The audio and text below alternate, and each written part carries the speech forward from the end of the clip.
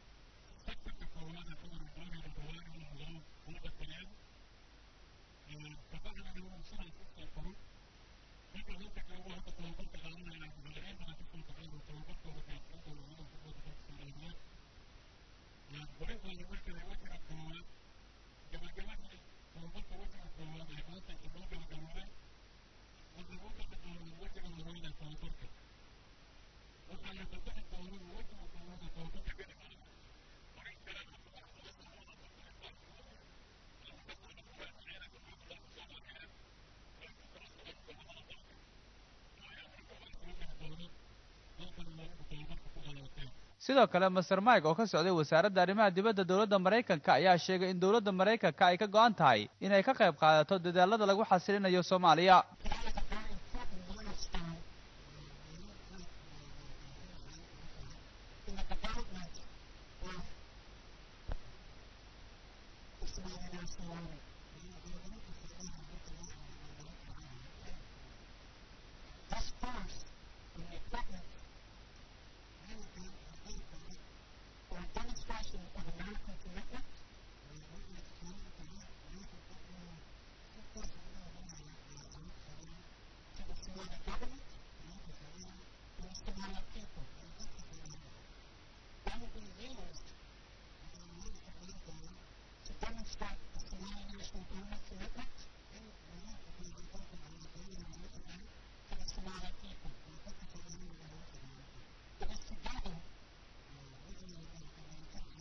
taliyaha ciidanka xoogga dalka Soomaaliya General Daahir Aadan Cilmi Indhaqarshe oo munaasabada soo xiray ayaa ku amaanay ciidamada commandoska sida ay ugu heelan yihiin inay uga qayb qaataan difaaca dalkooda iyo dadkooda waxa uuna uga mahad celiyay dawladda Mareykanka taageerada ay mar walba la garab taagan tahay dib u dhiska ciidamada qalabka sida ee Soomaaliya